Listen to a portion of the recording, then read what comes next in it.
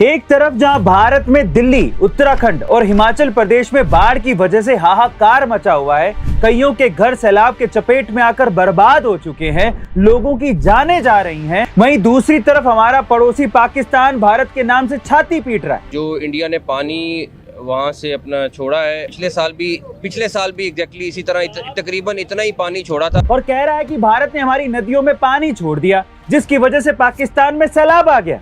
अरे भैया, हमारे हिमाचल प्रदेश की हालत तो देख लो।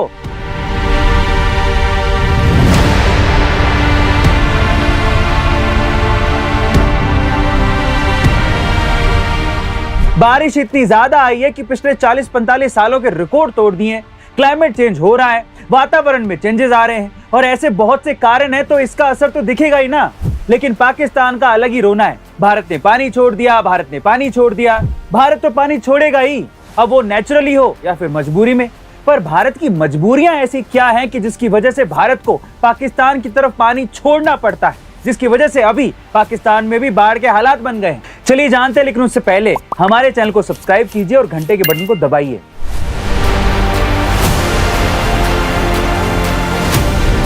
दरअसल बाढ़ की वजह से भारत की नदियों में बेकाबू हो रहे 1,85,000 क्यूसेक पानी को भारत ने जम्मू कश्मीर के उज्जव बैराज की तरफ से रावी नदी की ओर छोड़ दिया, जिसकी वजह से रावी नदी का बहाव बढ़ गया है। अब इसकी वजह से पाकिस्तान के पंजाब प्रांत, लाहौर, नौरावाल और सियालकोट शहरों में तबाही मच सकती है। पिछले साल भी भारत ने 1,73,000 क्यूसेक पानी छोड़ा था, जिससे रावी नदी में जस्सर पॉइंट के निचले इलाकों में बाढ़ आ गई थी। लेकिन अब सवाल ये उठता है कि भारत पाकिस्तान की तरफ पानी छोड़ता क्यों है। दरअसल इसके पीछे भारत और पाकिस्तान के बीच साल 1960 में हुआ सिंधु जल समझौता जिम्मेदार है, जिसके तहत झेलम, चिनाब और सिंध नदियों का नियंत्रण पाकिस्तान को दिया गया था और रावी, सतलुज और व्यास का नियंत्रण भारत के हाथों में दिया गया था। यही नहीं, इस समझौते के मुताबिक जब भी भारत की नदियों में बाढ़ या सैलाब की वजह से पानी सुरक्षित लेवल से ऊपर जाता है, तो भारत एडवांस में ही इसकी जानकारी पाकिस्तान को देगा। साथ ही अगर परिस्थिति हाथ से बाहर निकल जाए तो ऐसे में भारत वो पानी पाकिस्तान की नदियों में भी छोड़ सकता है, और ऐसा ही भारत ने किया भी।